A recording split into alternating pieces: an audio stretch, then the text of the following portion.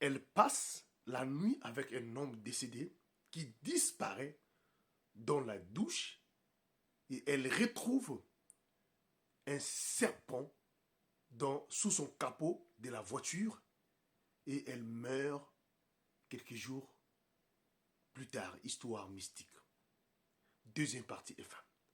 Voilà comment Regina ressent un malaise au travail et décide alors d'appeler une de ses copines, de dire à ses copines que non, qu'elle est en train de rentrer. Mais ses parents, les parents de Regina vivaient dans une autre ville du Gabon. Alors Regina qui rentre chez elle à la maison, ça fait pratiquement depuis que Regina est rentrée, 2 jours, on l'appelle, le numéro sonne, mais aucune personne ne prend. Elle ne va pas aussi au boulot. Voilà comment une de ses copines qui va appeler aussi une autre, qui vont décider alors d'aller chez Regina. En arrivant sur place, l'appartement était fermé.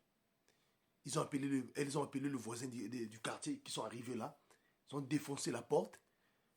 Regina était là, le corps sans vie, décédé à l'intérieur de son appartement.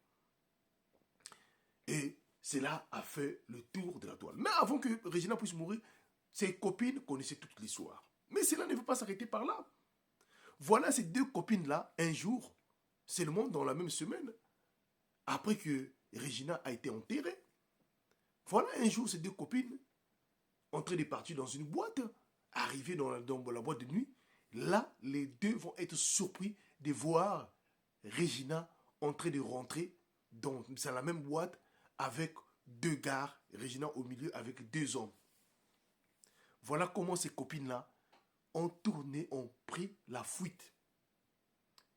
Et cela est revenu à plusieurs reprises tout autour de ses copines et les gens du quartier qui voyaient Regina dans des boîtes de nuit, parfois partout, pendant pratiquement toute cette période-là.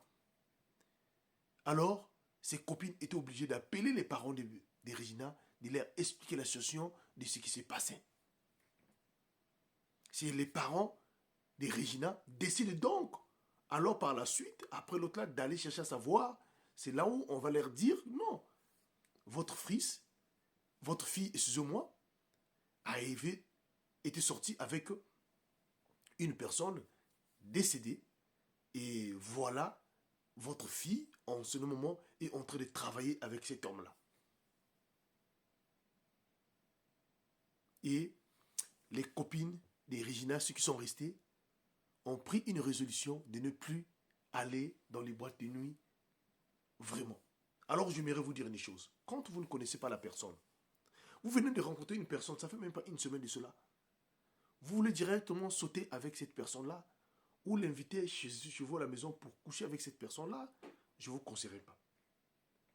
Quand vous rencontrez une personne qui vous drague, prenez d'abord le temps de prier en amont. Priez d'abord en amont. C'est le plus important, c'est ça. Et par la suite, vous pouvez décider. Mettez Dieu devant avant toute chose. Le monde où nous vivons est un monde qui est compliqué. Que Dieu nous aide, nous accompagne. Partagez-moi cette vidéo. Merci beaucoup. C'était HPH, l'homme avec plusieurs histoires. Merci.